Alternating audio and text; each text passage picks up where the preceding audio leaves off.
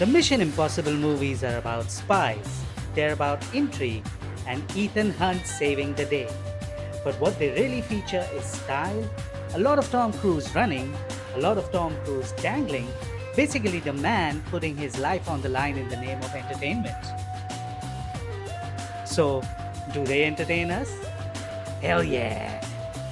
For 27 years, Tom Cruise has defined the Mission Impossible movies as one of the best action franchises in the history of movies, earning over $4 billion worldwide. With The Final Reckoning out in the theaters, we took a look at these 8 movies to see how they stack up against each other and which one is the absolute best in terms of pure cinematic adrenaline and thrills. So let the countdown begin. Number 8, Mission Impossible Dead Reckoning. Having watched the entire franchise, I must say, even the worst of the franchise is a decent movie. The plot follows Ethan Hunt, a spy in an agency called the IMF, as he tries to stop a rogue AI named Entity that sets in motion its plan to destroy humanity. As expected from a Mission Impossible movie, we get a good amount of action here. The climax featuring Tom Cruise jumping off a cliff on a bike to get on a fast train.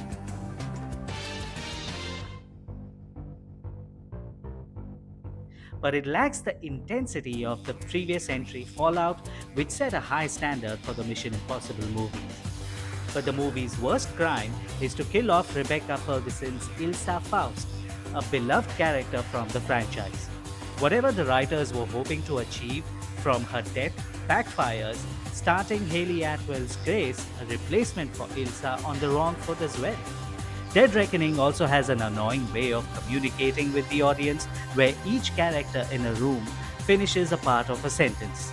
Once infected, nothing recorded, stored, or transmitted digitally can be trusted as fact. At the outset, it concentrated primarily on news and social media, which was of little concern to us, as it often suited our purposes. Until 6 months ago, when the entity breached Saudi Arabia's General Intelligence Directorate. And assimilated their top secret active learning AI before vanishing into the cloud. I mean, who talks like that?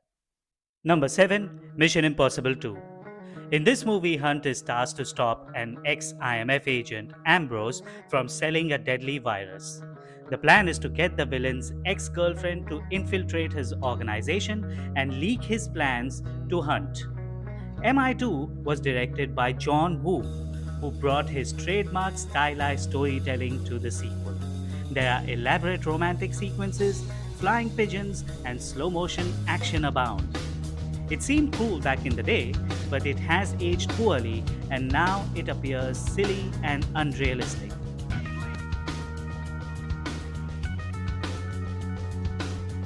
In retrospect, the best part of the movie is Anthony Hopkins as Mission Commander Swanbeck. Espresso? Cappuccino? No, thanks. Sit down, sit down. The actor brings his usual finesse to the role, making Swanbeck emblematic of the distrust of authority Hunt exhibits throughout this franchise. This is not mission difficult, Mr. Hunt. It's mission impossible. Difficult should be a walk in the park for you. Despite being listed so low, the movie gives us one of the best movie star entries ever with Cruise's rock climbing scene. Number 6, Mission Impossible The Final Reckoning. The longest of all Mission Impossibles, The Final Reckoning, is a juggernaut at nearly 3 hours long. It is a continuation of the story that began with Dead Reckoning, where Hunt is after the entity. He has come up with a plan to contain this AI superforce, but he's going to need all the help he can get.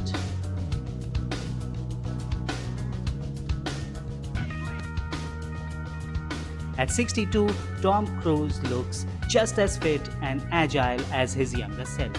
He represents the ideal man needed to fight the greatest sci-fi threat, the rise of the machines. The team assembles one final time. Team, assemble! My bad. Wrong team. Team, assemble! Yeah, that's the one. The action sequences are out of this world, like the slow burn submarine sequence, the hand to hand combat scenes, and the final plane battle where Cruise moves from one plane to another to catch the bad guy. The visuals are terrific, and the movie pays homage to the entire franchise along with the entire spy action genre. The problem? The movie has a long and boring prologue to bring the audience up to speed. If you are already caught up, the prologue adds little value. The end, after the villains have been defeated, is also unnecessarily long and rather uninteresting. Number 5, Mission Impossible 3. This is the one where Ethan Hunt, falls in love. While the story follows Hunt on a mission to obstruct an arms deal conducted by Owen Davian, the movie is actually about just one thing. When forced to make a choice between the one he loves and all of humanity, what will Ethan Hunt do? The action scenes rip off the quick editing style of the Bourne Supremacy, but lack the elegance of the latter.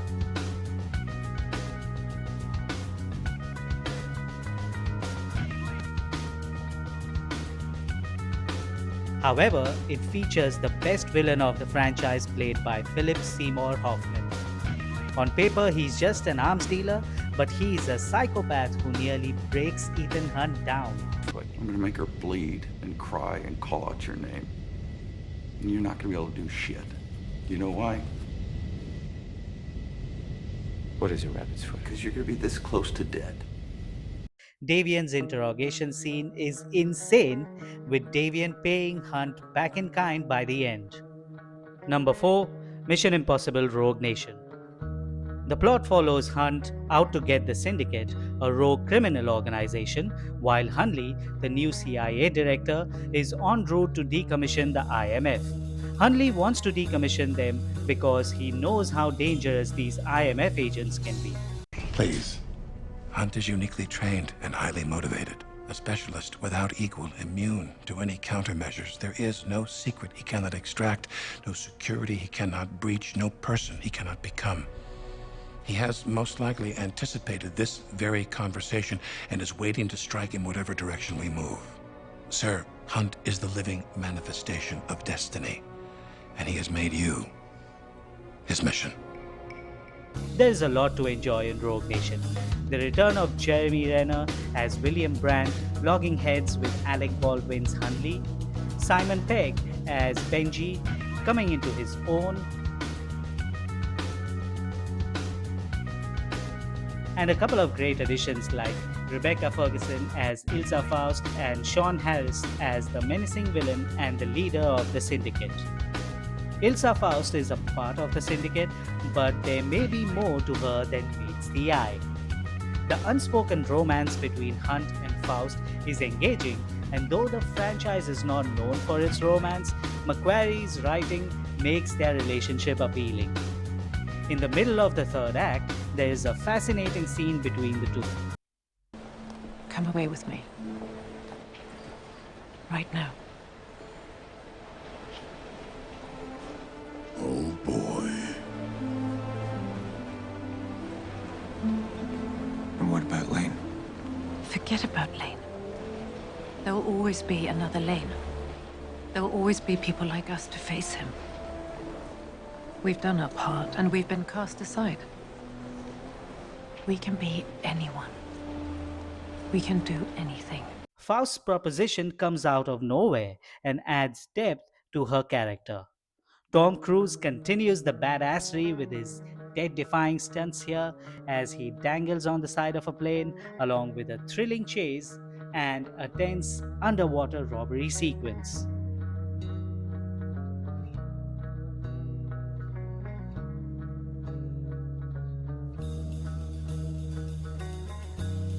Number 3, Mission Impossible Ghost Protocol. Ghost Protocol has Tom Cruise swinging across the tallest building in the world, the Burj Khalifa. While this centerpiece of the movie is amazing, it also has many exciting moments. Hunt is extracted from a Russian prison to infiltrate the Kremlin for some vital documents and ends up being framed for bombing the building. He then has to prove his innocence, catch the bad guys, and sabotage their plan. The tension throughout the movie is taut, and adding a supporting character, William Brandt, played by Jeremy Renner, provides another psychological layer to the movie. This is Brad Bird's live-action directorial debut after making wonderful animated movies like Ratatouille and The Incredibles. He exhibits the same level of expertise in Ghost Protocol as it is fast-paced and thrilling. The movie balances the big action sequences with more intimate moments between the team. The lack of complexity in the plot allows the audience to focus on the characters and stay invested in their fate. A special feature of Ghost Protocol is Bond girl Leia Seydoux, who plays the lethal assassin, and there's a cool fight scene featuring her and Paula Patton during the Burj Khalifa sequence.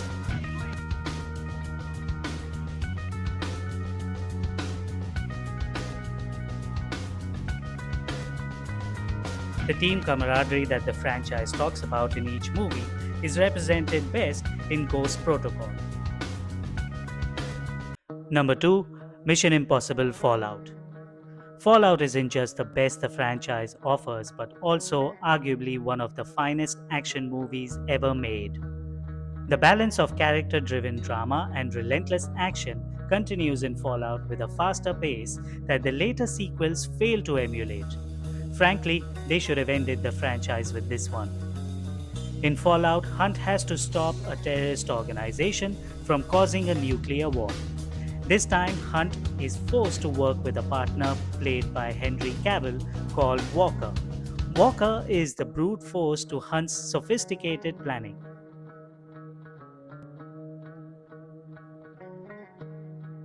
Much of the action and stunt work is a combination of Cruise's bewildering imagination and the achievements of the recently released John Wick 2. Rebecca Ferguson returns as Faust, and like in Rogue Nation, here too, we don't know if we can entirely trust her. Vanessa Kirby has a great role as an arms broker called the White Widow. The finale is riveting as the chase after the bad guy becomes more personal than Hunt expected. This is Tom Cruise at his best, and Fallout is a top-class action movie in a league of its own.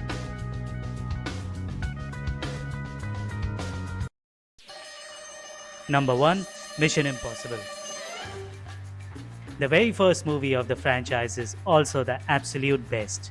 In Brian De Palma's assured hands, the movie looks gorgeous, with every image being full of purpose and intrigue. De Palma, a disciple of Hitchcock, got an opportunity to lend his hand to the spy thriller genre with Mission Impossible, a genre that Hitchcock mastered. In Mission Impossible, Ethan Hunt is a rookie whose world is turned upside down from the get-go. Losing his team and on the run from the authorities, Hunt has to find the mole within IMF and clear his name. Back when the movie came out, it may have felt action-packed, but in 2025, it comes across as a methodical, tense, and stylish thriller. The ratcheting tension of the CIA heist scene represents the pinnacle of Hollywood filmmaking. Such is the brilliance of Mission Impossible that it appeals to audiences of all ages, whether they are watching it for the first time or the 10th, and whether they know superstar Tom Cruise or not.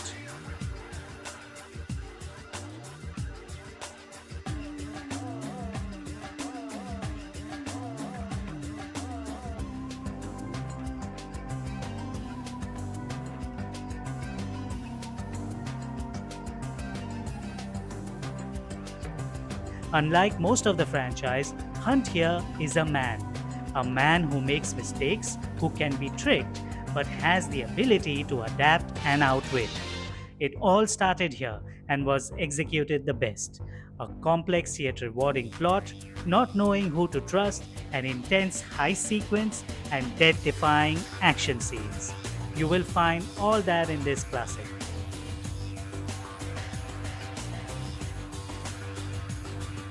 So there you have it, friends. Beauty lies in the imperfections, as is the case with the Mission Impossible movies. With them, Tom Cruise has etched his name in cinema as one of the greatest action stars. Do you agree with this list? Let us know which is your favorite Mission Impossible movie and why. Thank you for watching. Until next time.